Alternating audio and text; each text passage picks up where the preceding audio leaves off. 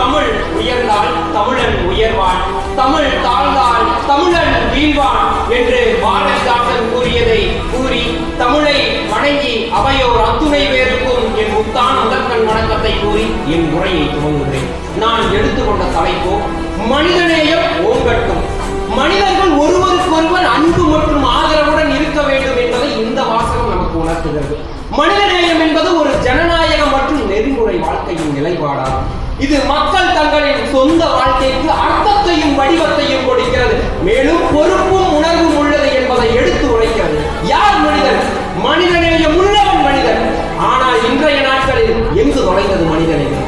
மனிதநேயம் வாழ்வது எப்போது? மனிதநேயம் மறந்து போய்விட்டதா என்ற பல்வேறு கேள்விகள் எழுப்புகின்றன. உதாரணத்திற்கு, மனிதர்களுக்கு மதம் பிடித்தால் என்ன நடக்கும் தெரியுமா?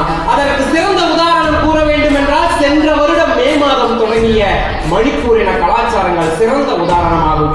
பெண்ணை, சகோதரியை, மனைவியை அவமானப்படுத்தி இழிவுபடுத்தும் சம்பவங்கள் நாளுக்கு நாள் அதிகரித்துக் கொண்டே வருகின்றன.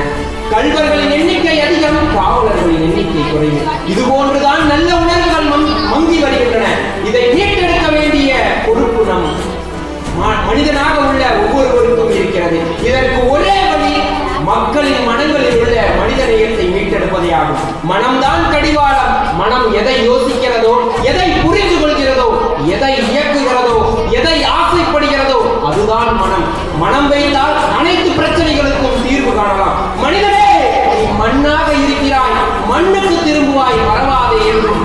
பூவும் புல்லும் போல் புவியில் வாழ்கிறாய், பூவும் உதிர்ந்து விடும், புல்லும் உணர்ந்து விடும். மரணம் வருவதை மனிதன் அறிவானோ? தருணம் அதுவனை இறைப்பான். மனிதனே, மனிதநேயத்தோடு இரு. நம் இந்த பூமியில் வாழும் பொழுது எப்பொழுது மனிதநேயத்தை உணர்கிறோம் தெரியுமா?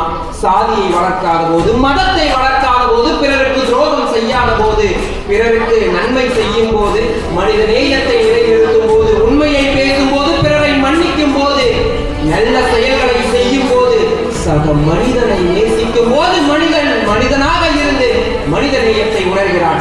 உருவில் மனிதனாகவும் செயலில் மிருகமாகவும் இருக்கும் மனிதனை மாற்றி மனித தன்மையுடைய மனித சமுதாயத்தை உருவாக்குவதே எனது லட்சியம் என கூறிய தந்தை பெரியார் அவர்களை நினைவு கூர்ந்து மனிதநேயத்தை மீட்டெடுப்போம், மனிதநேயம் ஓங்கட்டும் என கூறி வாய்ப்பினை அளித்தமைக்கு நன்றி கூறி நன்றி.